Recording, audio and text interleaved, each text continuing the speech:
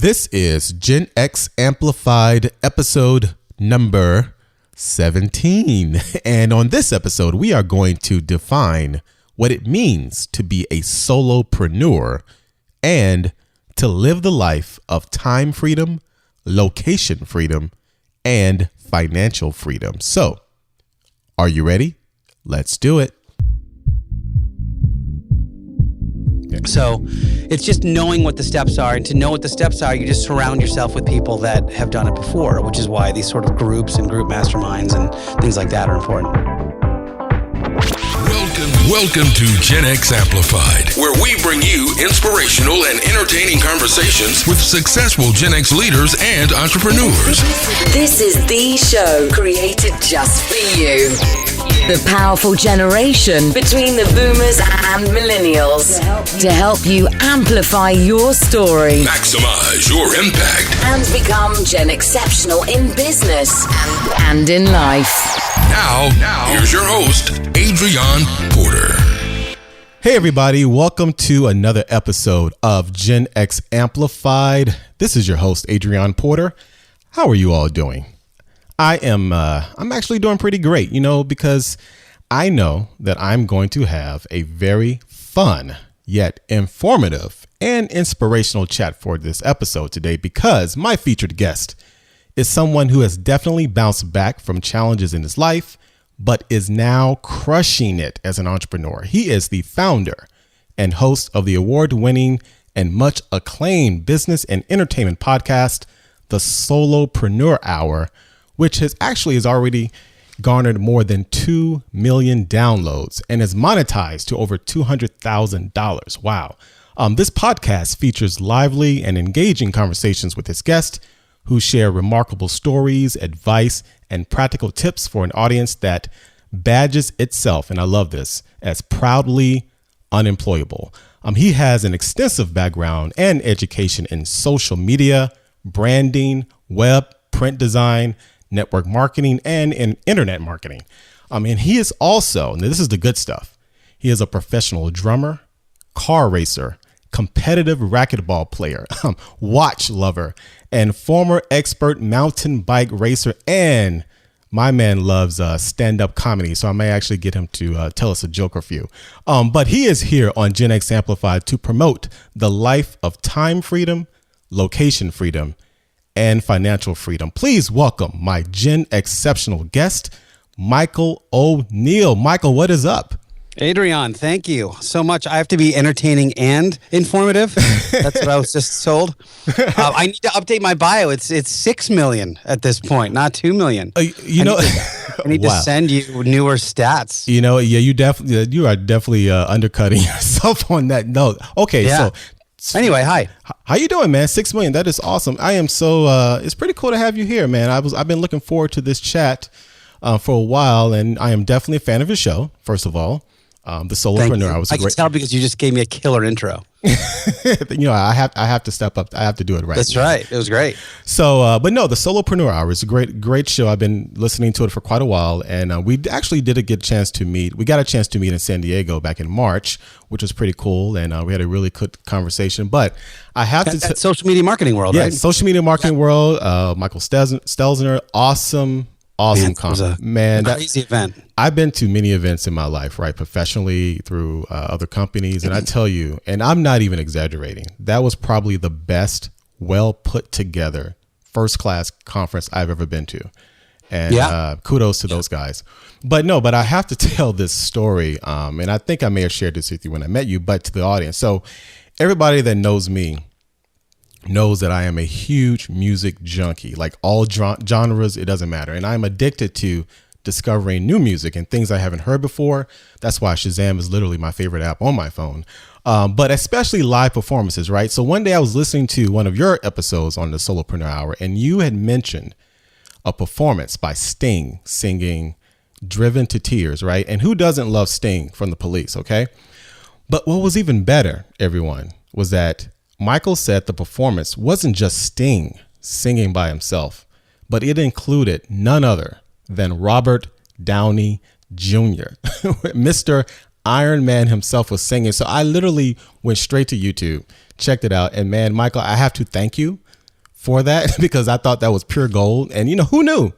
How much? How much did he crush that? Who knew? Unbelievable. Unbelievable. Who knew that Robert Downey Jr. could sing? I mean, he crushed it. Multi-talented, right? I got two more for you. Do you want two more killer? Oh, man. Come on. All right. Like, you got to do it. Amazing things to watch. You got to do it. So, Live at Daryl's House. Have you seen those yet? No, I haven't seen those yet. All right. So, that's Daryl Hall of Daryl Hall and John Oates, Hall and Oates. Oh, okay. Has a series called Live from Daryl's House, and he invites people to it's like a barn. It's like a big compound he's got in Pennsylvania or something. Okay. And they get a chef. They bring in a chef from the town, and he basically hosts people at his house, and they go into the the barn area and record, and they do a bunch of cool live tunes. Then they'll go into the kitchen and like make this amazing dinner. But CeeLo Green comes in and they do a version of One-on-One. Like One-on-One. No, of course. No, you got to be kidding me. And so, and CeeLo is so geeked out by it because he just loves the tune. Right. He's just really a huge fan of the song. Right. And it is phenomenal. He loves that part where Daryl Hall kind of goes off. He's like, at the end of it. And he just like gives him that like bowing in front of him kind of thing. Right. Like you can tell he's so geeked out by being on the thing. So that's one. Now, wait, how did I even miss? Now, is John there as well or just Daryl? No, just Daryl. Okay. Just Daryl. Okay. That's crazy. Okay. Yeah. And then the other one is also on YouTube.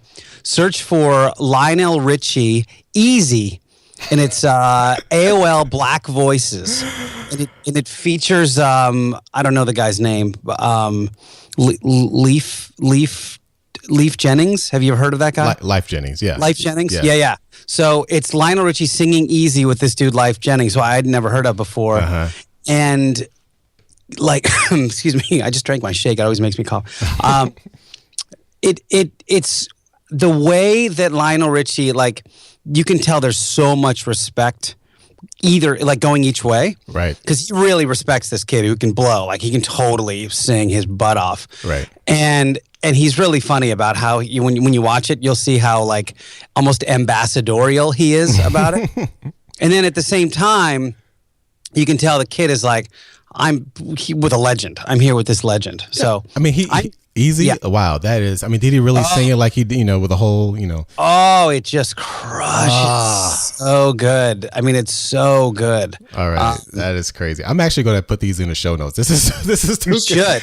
You really should. It's something else. Cool. I'd play it for you if I could. I don't have any. I could put my microphone up to it, but man, it is.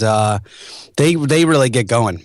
Wow. So I think you'll love both of those. Yeah, we are definitely having a Gen X conversation. We're talking about one-on-one Harlan. Oh my God, totally. And Richie and Holland. But that's what this show is about, man. Now, now I got one up for you too. Not one up for you. I can't beat that. But speaking of Gen X moments and so you are a Pittsburgh Steelers fan, right? That's right. Yeah. So interesting I guess relationship. That's where I got married, in Pittsburgh. Oh, really? Yeah, my wife. She was born and raised in Pittsburgh, so we got married there. And she's a Steelers fan. Now, what's her name? Her name is Tracy. Tracy Porter. Here we go, Tracy. Here we go. All right, good job. All right, so I got to play this for her. No, I'm not a die-hard fan like you, but I'm a Gen Xer, so I was there during the black and golden era of Mean Joe Green, Franco early Harris, 70s, early 70s, exactly. But when I started dating her and then we got married, I tell you, I had never seen so many terrible towels in my life. And Steelers fans, they are like real Steelers. Yeah, we're hardcore. I mean, hardcore. So that's pretty cool. So I thought you would appreciate that we have that Pittsburgh connection. Yeah. But anyway, let's. You heard the big announcement too, I imagine. Oh, I was about. See, you were getting there. I was getting there because I listened to your show, right? So I want to ask if that came to fruition. Now. Contract signed. We have not. In fact, today we were supposed to have our first meeting, but I couldn't make it. I had to bail. Wow. Wait, but I had to do my solo lab. I had solo lab at the time that they wanted to do the conference call with Mr. Ward. Okay, now so the contract is signed? Yeah. Now do you care to share? I mean, I don't know. I didn't want to spill the beans, but yeah, I can tell the story if you want. Yeah, go ahead. Man. So a buddy of mine, John Lee Dumas, called me and said, so just so you guys know, I am a hardcore Steelers fan, and I have been my whole life since I was 4. In fact, my studio is called Studio 86, which is named after this player named Hines Ward, who played for the Steelers to like 01 to whatever it was, 08 or 9 or something. And so I have this big Hines Ward jersey hanging to my right. So my buddy John calls me and says, "Hey, have you heard of the Shaquille O'Neal's Big podcast?" And I said, "I have. I've never heard it, but I've heard of it." He goes, "Well, it's like he brings celebrities on. It's very pop culture and stuff." He's like, "I've been approached with launching another celebrity athletes podcast, but I don't really have the bandwidth for it." And I said, "Okay, that's cool. Whatever." And he said, he goes, "The thing is, I know." He said, "I thought this would be particularly interesting to you because you would be probably a good co-host for this." I said, "Okay, well, that's cool." And, I'm like, "Well, so, who is it?" And he's like, "Yeah." And so, I just thought it would be cool. Maybe we could do kind of revenue share. But I'm like, "Yeah, who is it? Like, what's the deal?" And he goes, "Anyway, I don't have the bandwidth for it. I know you have the Porsche thing that you're working on right now, the app. And then you've just launched that." I said, "Dude, who is it?" Like what he goes, "It is none other than number 86 himself, Hines Ward." I'm like, "Got to be kidding me." Somebody was kidding. And I really, and long story short, wow. We chatted with these people and it seemed like a really good fit. And we're going to try to launch a show together. And I don't know if I'm going to be the co-host or anything yet, but we're definitely going to try to make something happen for Mr. Ward. Man, I've not yet talked to him, and that was supposed to happen today. But I have an obligation to my people, so I had to reschedule. So that was how that went. Wow. Now okay. For you, I mean, just in general, even that is crazy. I mean, you being a Steelers fan? All the people. Been like Tom Cruise. I've been, that's cool. Let's launch a show for him, Right. But man, congratulations! First of all, that is. I mean, I whether or not you are co-hosting, like even if you were just freaking setting up the mix minus, like, I mean, I know for you that is crazy, man. Congrats to you. Right. Thanks. Wow. Yeah. Wow. And that's the thing is, I think that when we launch these little side businesses and we get into these little mini careers that we do that may be secondary to what we've been trained for and went to school for, you never know what doors are going to open, especially when you start combining the things you love. Right. With whatever the business is. I alluded to a Porsche thing earlier. I have a vintage Porsche that I restored that I bought. And it sounds fancier than it is. I bought it in 10 years ago for $5,000. It was rotting away in a field. I put 4 years and 2,000 hours into it, and it came out great. It's this beautiful, gray 1969 RSR. It's just a really awesome, fun car. But now the values have gone up through the roof. So now I look like a total big shot driving this thing around. But as I've been working on it, if you read Rich Dad, Poor Dad, he says, try to make your hobbies into your business if you can. Exactly. And so for years, I've been kicking around the idea of doing these like how-to videos of how to, do general maintenance repairs to these cars. Because there's a huge enthusiast community. They're very passionate and they have money. So they have all three things you look for in when you start a side business. Is your audience going to be able to afford what it is you're creating? And so I finally said, I'm just going to do it. I connected with a local guru of a mechanic here in San Diego. And we've been working together on, I'm doing this engine swap right now, but that includes a bunch of other little mini projects. And I've hired a film guy to come out and do like a 3-camera shoot every time we work on the car. So it's going to be a new app on iOS. Oh, wow. It's going to be a membership site, and it's going to be, on hopefully on Android and everything as well, iPad, the whole bit. So, the vision is Shade Tree mechanic guy is, just has his iPad sitting next to him on a table, and he's going step by step through this procedure. And that's what I want. I want someone to not have to go, wow, how do I do this again? And blah, blah, blah, And so and for a long time I was struggling with what to call it. And then I had this lightning bolt out of the blue the other day, which was the most valuable of early 911s, and by early I mean, probably 89 Porsche 911s is the 1969 through 73. That's the most expensive and most sought after. And then even within there's one particular model, which is the 1973 Carrera RS. And that one was $500,000 10 years ago. Now it's 1 point whatever million. So it's a very valuable car. Right. But it's the Carrera RS, and RS stands for Ren Sport or Race Sport. I never knew that. Okay. That word Ren is a very important word to the Porsche community. It's used all over the place. In fact, I'm getting the car ready to go to the Ren Sport reunion in Monterey in late September. And so that's a very important thing. So now I'm creating this app for people to wrench on their cars. And so I had this lightning bolt.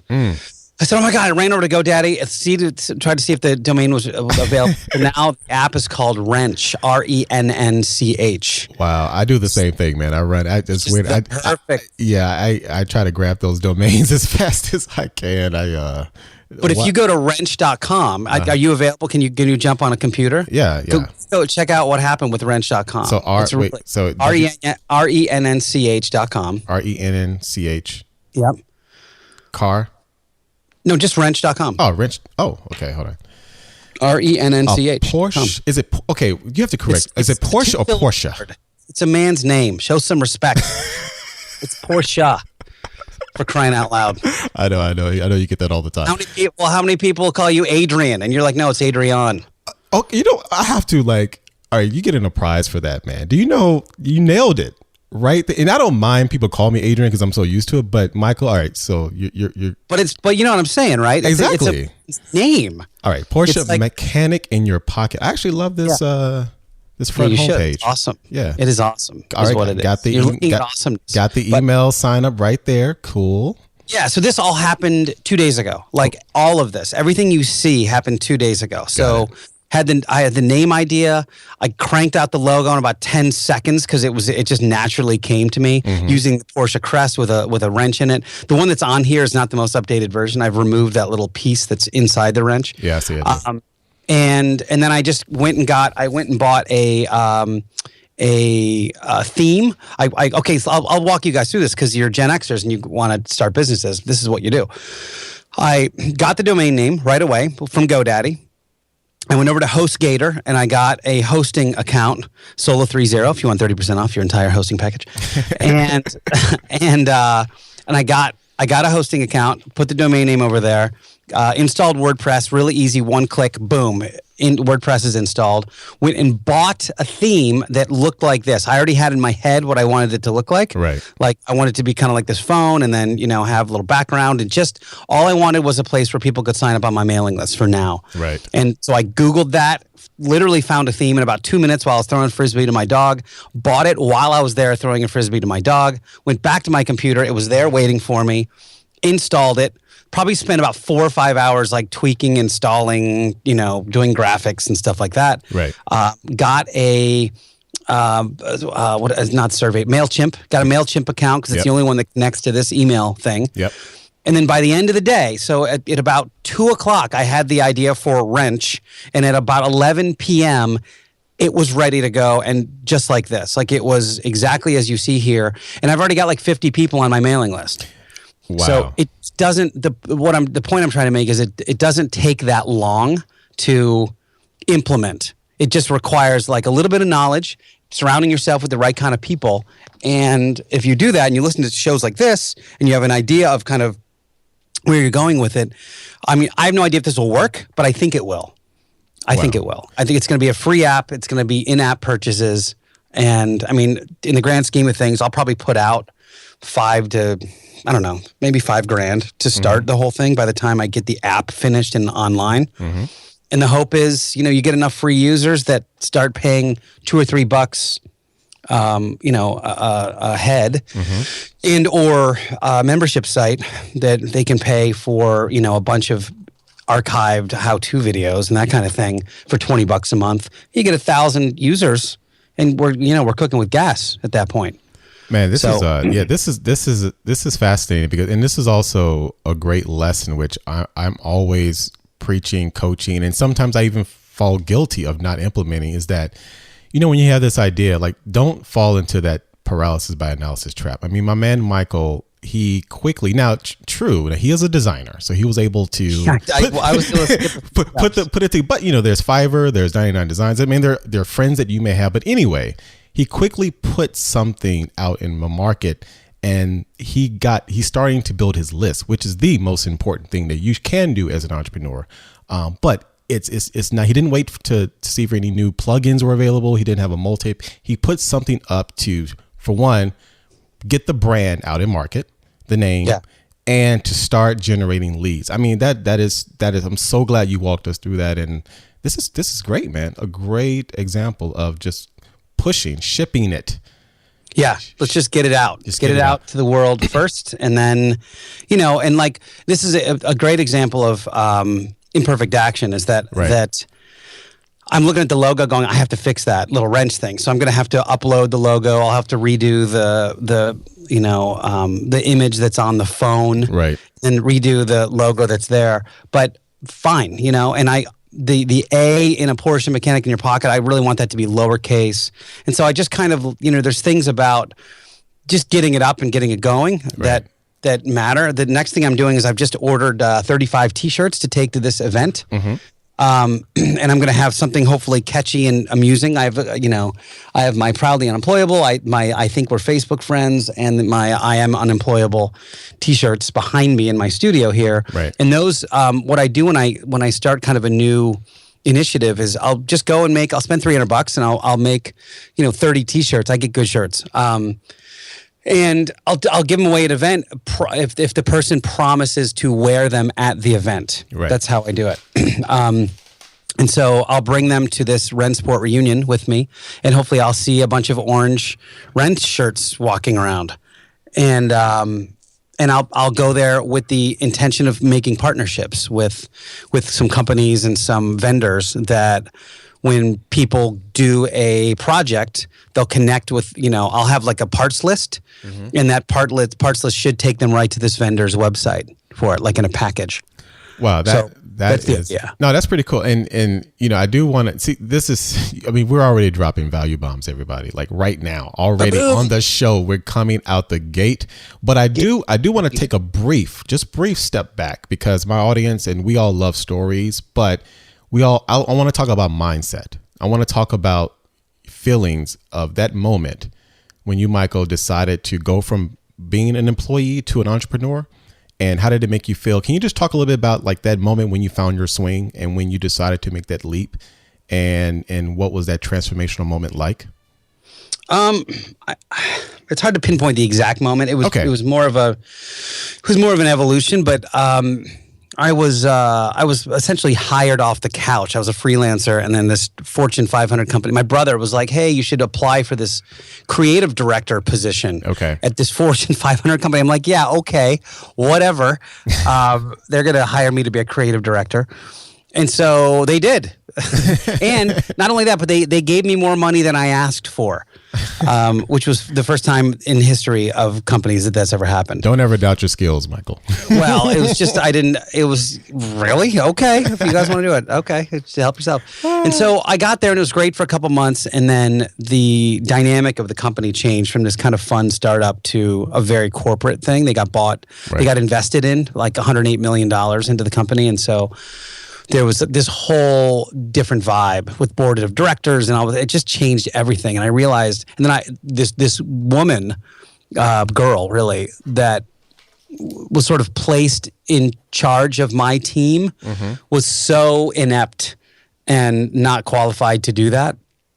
And I realized that I have zero skill set when it comes to like playing that game and being not politically correct, but being diplomatic at all. I'm just like, no, she's really bad at this, And so you're not supposed to do that in the corporate world. You're not supposed to be like, you're really bad at your job, so I'm just going to do enough for both of us. No, not if you want to stay around in a corporate job. No, not really. And so I think we lasted 8 months together after that. Right. And then we were both like, we'll see you later, And it really taught me. I was like, wow, I really think I'm unemployable at this point. I'd been I'd been for, I think, 4 years a freelancer prior to that. And so I just, it didn't work. And then when I left there, I remember walking out of the door going, all right, well, that's the last time I'm going to do anything like that. And, I picked up a few freelance gigs here and there, but I've never, since that day, it's been 10 years since I've worked for anybody else in any capacity. I've done, like I said, freelance gigs and kind of one-off things, but I've never sort of like been an employee, if you will. Now, were you scared at them? I mean, at that moment, did you feel a sense of relief, elation, fear, all of the above? The fear is that my first mortgage payment on my first house was due the next day. Right. And so that was scary. And I had a steady income that was good, and now I didn't all of a sudden. So that was a little scary, I think. But yeah. I mean, sure. I was definitely wondering what was going to be going on. I didn't really have the right mindset yet. I didn't know that I could do this myself. I'd sort of read Rich Dad, Poor Dad and Cash Flow Quadrant and 4 Hour Work Week and all those books, and then thought, that's a cool way to do things. That good for them, right? Right. Not, and for some reason it didn't just dawn on me that I could be doing it myself. Right. And I sort of tweaked my business a little bit to. I was doing a lot of web design and stuff like that. And what I would do is I would get a client, I would figure out what they wanted, and then I would do a scope document for them. So I'd write out everything we were going to do in this document, and I would bring it to them, and they would approve it, and I'd say, okay, great. And then I would go to at the time, Odesk, and I would post it on Odesk as a project. And someone would say, yeah, I can do this for $400. And I'd say, great, thanks very much. And I'd go to the client and say, okay, it'll be $4,000. And I would just do a 10x markup on what the Odesk people did. And I would just manage it like I would as a creative director versus doing every step myself. Consequently, it got done way faster by someone who was especially when it was programming, that was doing it day in and day out. That's all they did. So the code was better than what I was going to write.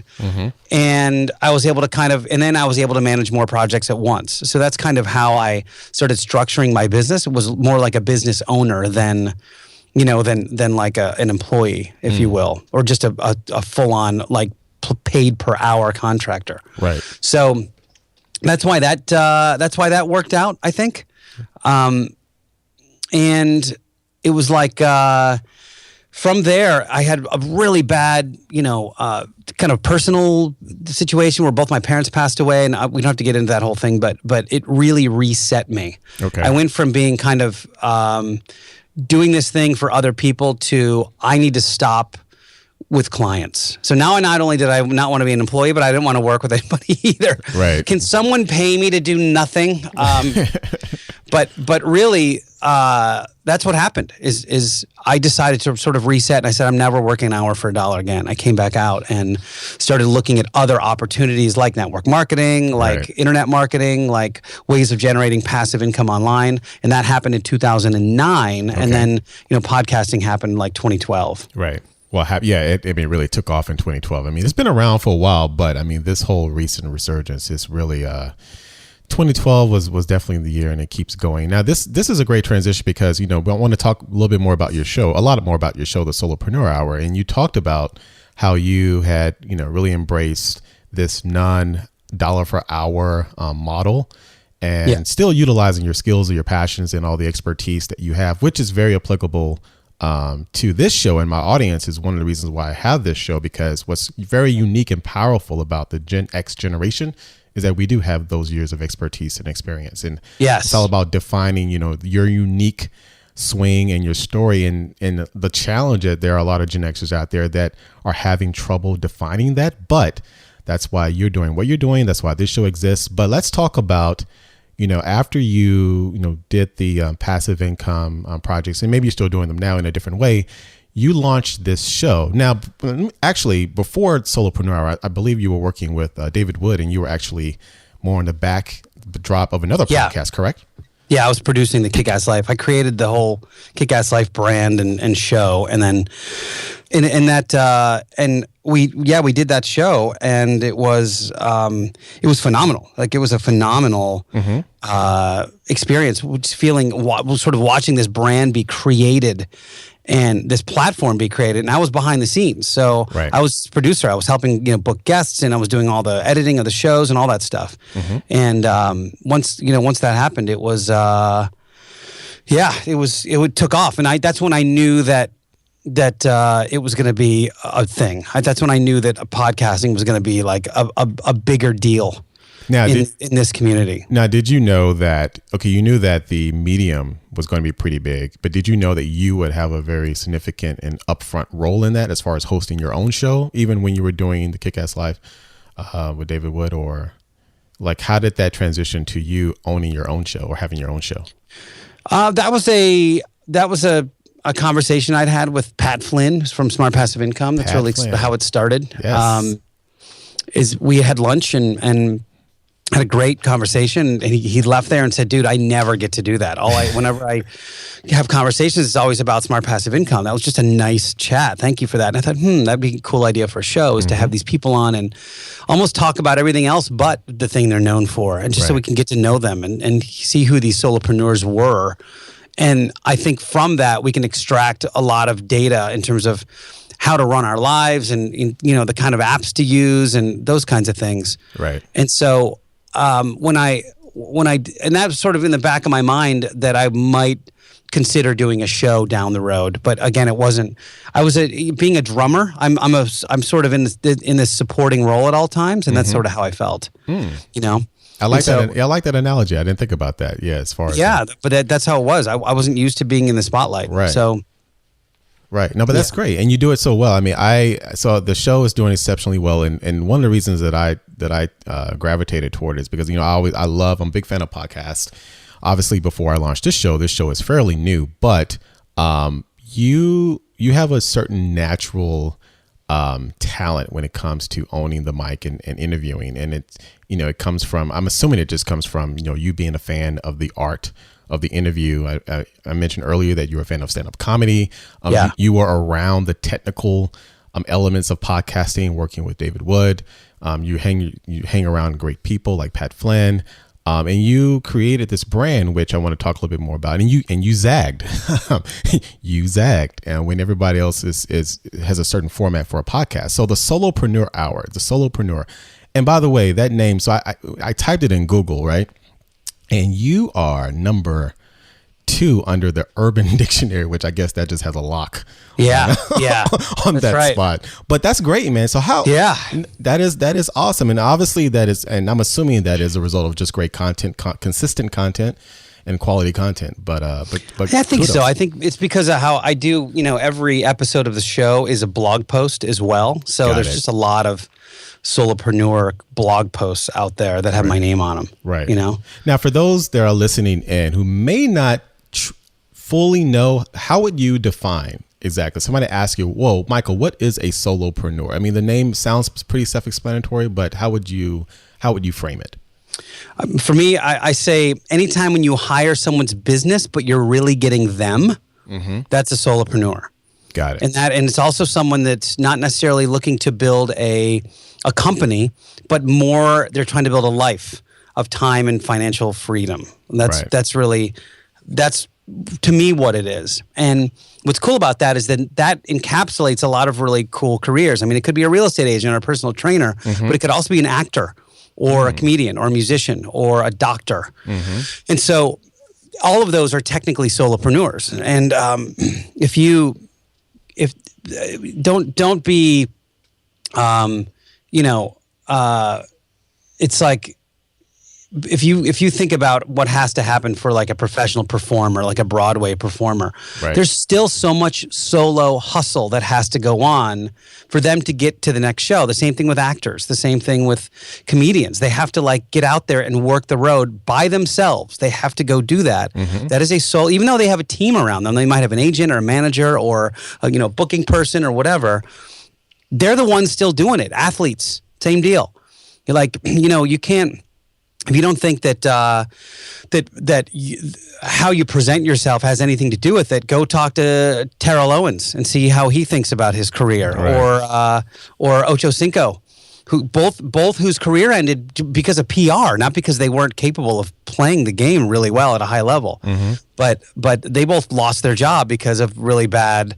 They just weren't. They weren't good teammates. They were bad solopreneurs, if they will. They didn't play the game well. They played the game well, but not the game well. So it's and there's plenty of funny comedians that are working as baristas at Starbucks at this point because they're not doing the right things as solopreneurs, which is like, well, how do I market myself? How do I grow a mailing list? How do I, and then the vice versa. You look at a guy like Colin Kane, who I think is pretty funny, but really worked Twitter, like hardcore worked Twitter. And he's been hustling because he's a good solopreneur in addition to being just a comedian. So so those are all sort of examples of what I think it is overall. No, that is great. And those solopreneurs, that's who you primarily invite on your show, correct? I mean, you interview just to get their stories. And you talked about this earlier about, doing something different. And when you have to sit down with Pat Flynn and how he never get a chance to talk about those type of things beyond just, how do I make passive income and how do I set up a podcast? So your show, you have solopreneurs on or people that you put in that category, and you really dig into kind of the mindset, their lifestyle, and you talk, and I've heard it personally, you do talk value. There are some value bombs that are dropped a lot of times, but what I love about it is that you do lift the veil in some sort with your guests, correct? Yeah, I do my best with that for sure. Right. Yeah. Right. The whole thing is, I think that I don't want, especially for my show, I don't want it to come off as being like, this is what I'm presenting to the world. Yeah. It's more like, I want it to be almost a reality show, if you will, but a real reality show, not a scripted reality show. We love reality shows in this society right now. Right. So that's pretty. But I want it to be a real, So, it's just it's like if you listen and you'll know, I have so many people that approach me and say, oh, wow, how is blah, blah, blah doing? And this and this. And they just, because they know when I turn the mic on, it's just me. Right. And I'll meet someone in person. And I go, wow, you're exactly as you are on the mic. I'm like, yeah, that's what you're getting. You're getting me turning a microphone on, and that's what you get. So, right. And I think that the closer we can get to that with our businesses, the better they're going to do overall. Because we're just going to attract the people that like us, right? Right. People like people that are like themselves, and they work with people they like. So if you attract those people, they're far more apt to spend money and engage with you than someone who feels like you're just presenting a face, if you will. No, that is so true. I'm glad that you double down on that. It's funny. One of your good buddies, Chris Ducker, which I actually released his episode today, but by the time this airs, it'll be a little previous. But he said to your point, your vibe attracts your tribe, which I love, and and I definitely noticed that with you. I mean, I've listened to your show, I've seen you speak in San Diego, and you had an awesome, by the way, what did you call those little sit down? What did you actually call it? With the Chris Brogans and the Guy Kawasaki, man, come on. Those coffee table moments. That was pretty good. They were essentially live versions of my show. They were live interviews. There were I did seven live interviews with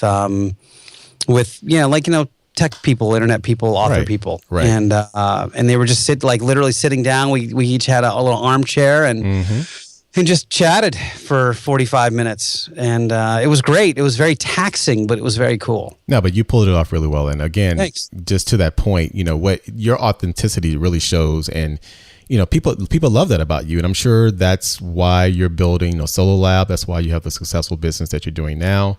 And, this whole solopreneur idea, I think, is very relevant, especially today, because we are now living in this freelance economy, if you will, because jobs are constantly laying.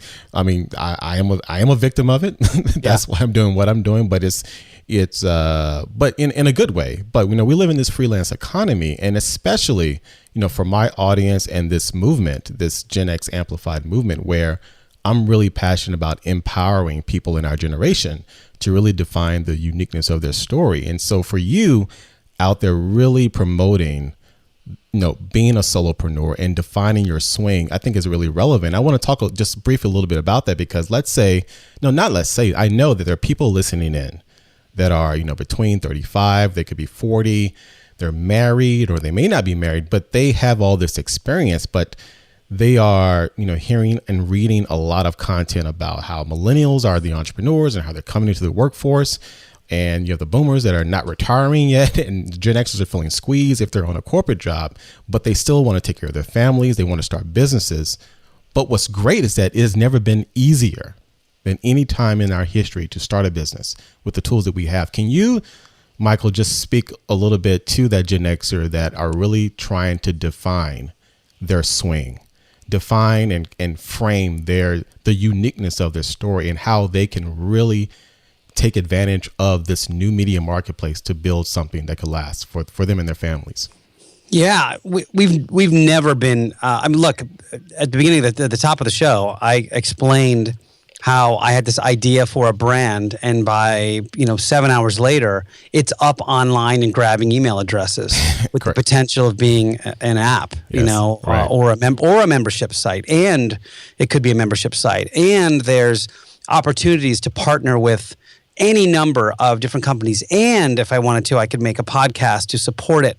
I could have Porsche Cast. I mean, there's so many things I can do with this idea. Okay, I'm sorry, not to interrupt you, but did you get that domain? Porsche Cast? I didn't. I probably should. I know. Look, you can't say that in my. You get right. Yeah. Good point. Grab it. All right. Go ahead. I love it. Yeah, it's great, right? And so.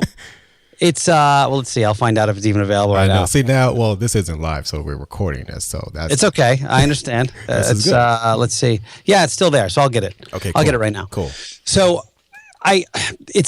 we have so much available to us. It's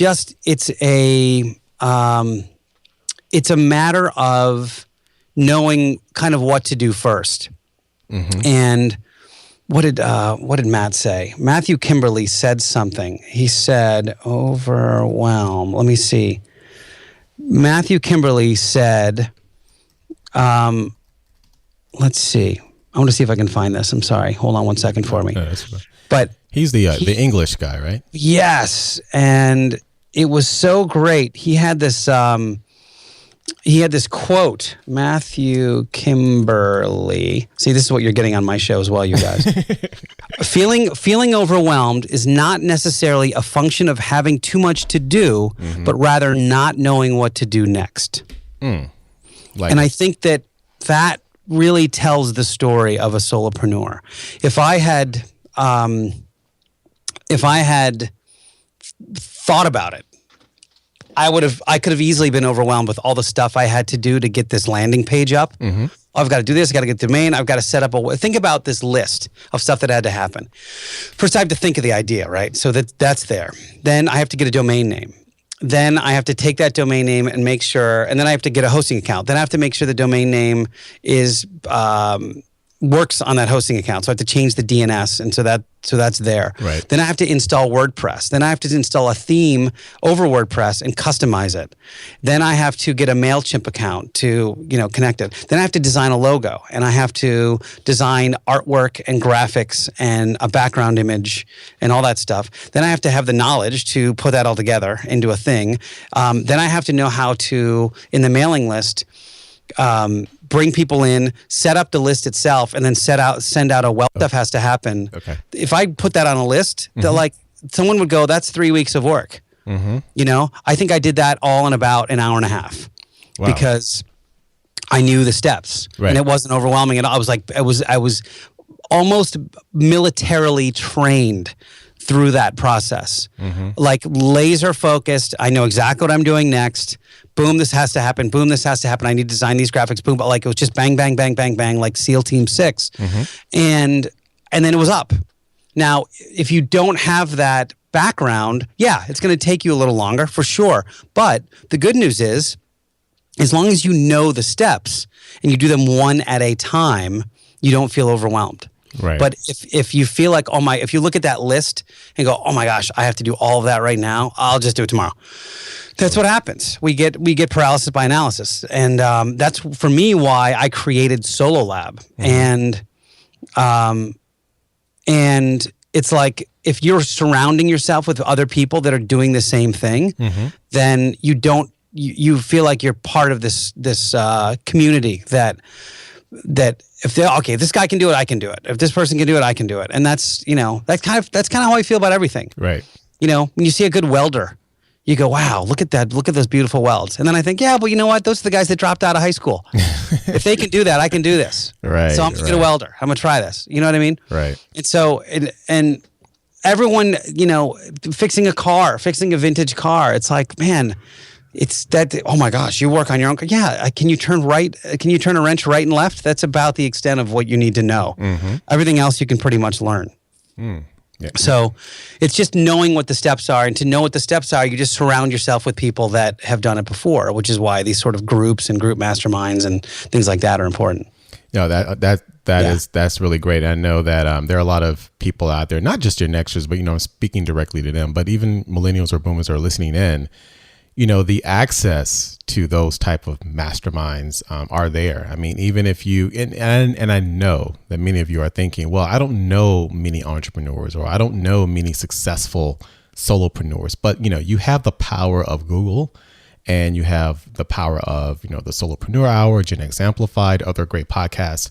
And it's a natural feeling. I mean, I've been there, but what's so great about this new media world we live in is that you're one click away from joining a team of great minds. And I know that like with your mastermind community, Solo Lab, and you've been promoting, which is awesome, you can find someone that you can bounce ideas off of. And what's great about Gen Xers too, and I'm always promoting this, is that we do have the experience and the expertise and the passions, and we have the pain points that we have to address as well. But it's just a matter of really taking a step back and do those steps that Michael laid out, and just kind of finding the thing that really drives you, and then understanding what, point A through, A, B, C, D, what does it take to get to point F, and just to try to do it. But the steps are out there. I mean, it's never been easier. It's crazy for me, even as a father of a 6-year-old, and I talk about this all the time, is that he's what we call Gen Z, and the Gen Z generation, and he's 6 years old, and he's been on my podcast. He's done an intro for me.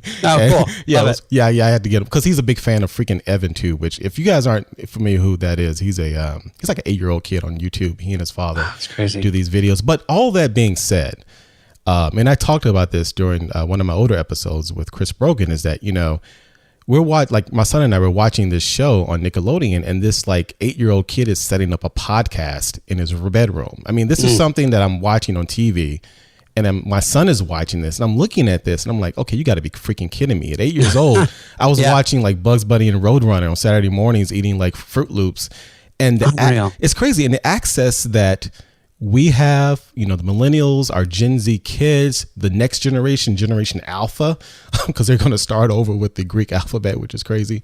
But is that true? Yeah. Really? Yeah. Because I studied this stuff as a passion, and it's my job. But it's they're talking about, because after Z, what do you do? So they're looking at starting over with the Greek alphabet, which I think is pretty cool. But all that being said, is that the tools that we have in place. I mean, when we were, when our parents were our age, and our grandparents, if they want to start a business, they had to freaking like try to set up an ad in the yellow pages, if minimally. But the tools are out there. The tools are out there. So I just encourage everyone. And I'm an audio guy. I'm a podcast junkie, and I love the medium. And it's such a great way to get content whenever, wherever you want. And it's very intimate. It's in your earbuds. So I really encourage you to continue to listen to this show, listen to Michael's show, listen to all the other shows that are out there that really get the knowledge and just take action. Put up that splash page with the email list. And start your dreams. But we're going to wrap up. But there are a couple of questions, Michael, that I'm not going to let you get away with. Is it time for the lightning round? I don't call it the lightning round. That's JOD. Okay, good. No, that's. By the way, I have Porsche Cast now. All right. Okay. So everyone, are you listening to this? Did you hear what just happened? We just created a freaking brand live on a podcast. I've had it in my head forever. And Michael had this idea. We executed. He snagged it. Did you understand what just happened? That's crazy, but I love it. Right? Good deal, man. Yeah, there it is. All right. See, now I'm all giddy. Like I can't wait to hear it.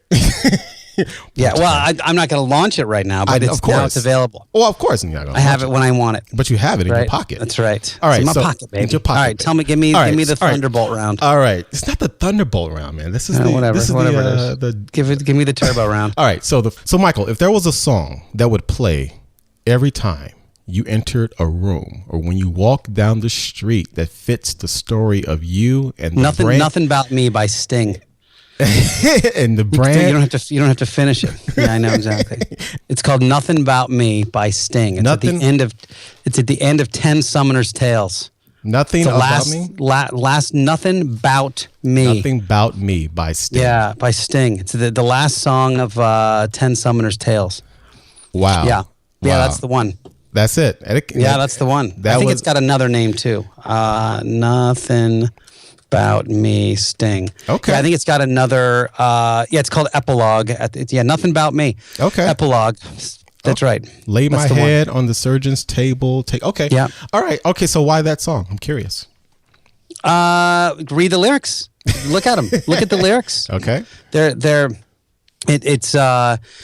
It's the implication is that you knowing me from the surface doesn't know me the reality of the situation. Right. I think that I'm a slow burn, and I got to wear people down a little bit before they understand me a little bit. Wow. So very complicated.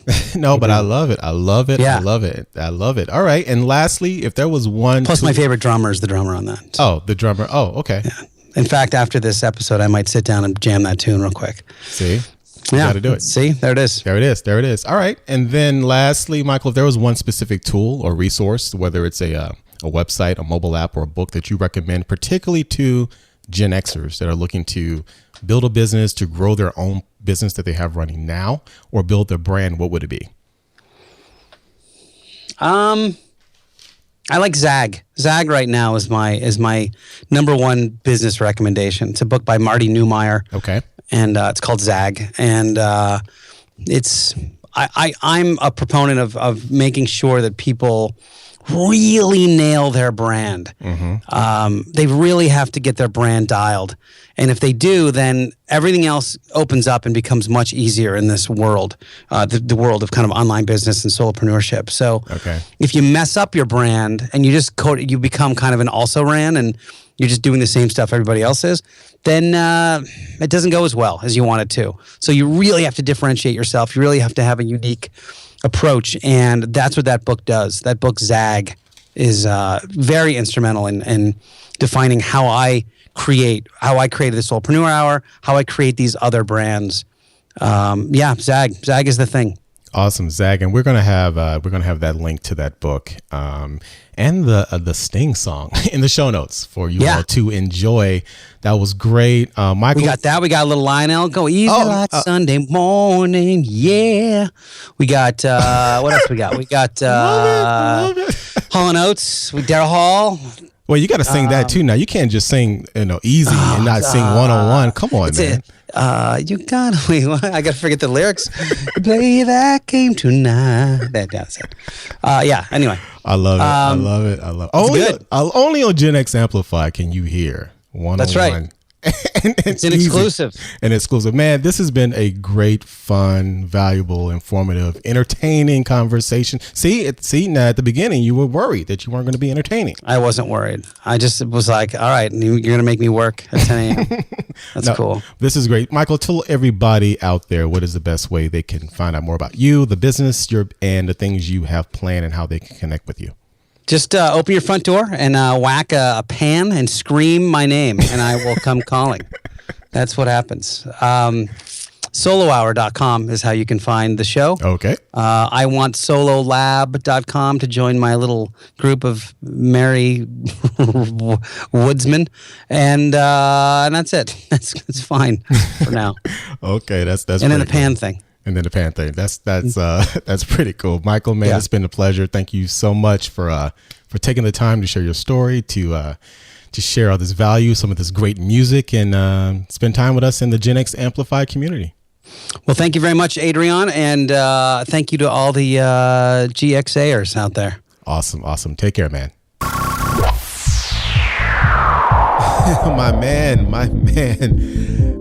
That was Mr. Michael O'Neill from the Solopreneur Hour. I want to thank Michael for being on the show. That was definitely a lot of fun.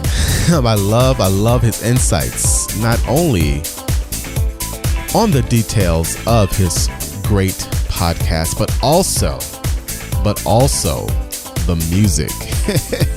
Michael's a musician, so I knew that he was going to bring that extra entertainment element to the show. But it was a great conversation, and you should definitely check out his podcast, The Solopreneur Hour with Michael O'Neill. He always has a lot of wonderful guests and conversations, and it is a great listen, trust me.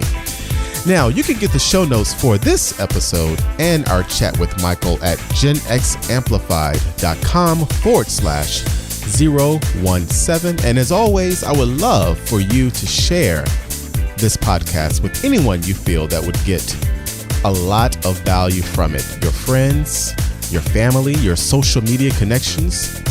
I would truly appreciate it. And I would also love for you to give us some love in the form of a rating and review. You can do that in iTunes. Just search for Gen X Amplified and it will take you to the podcast show page. And there you can express your love for the show by a rating and just a brief couple of lines review. It would mean so much to me, and I thank you so much. So that's it for this episode. And as always, my fellow exceptional Gen Xers, until next time, please go and define your unique story, build your powerful brand, and amplify your greatness so you can maximize your impact in business and in life. Thank you so much. And as always, all the best to your success. Take care.